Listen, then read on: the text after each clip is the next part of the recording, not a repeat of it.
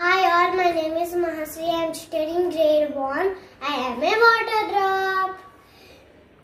I am going to say about importance of water, when to take water. Water is used for drinking, cooking food, cleaning utensils, washing clothes, gardening. Water helps to create saliva. Water regulates body temperature. Water increases memory and concentration. Water helps in food digestion. Water helps in blood circulation. How to save water? Turn off the running taps.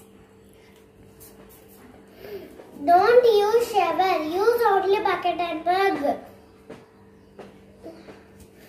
When to drink water?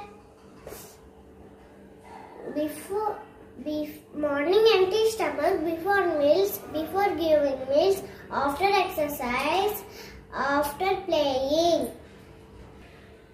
We should drink 8 glasses of water.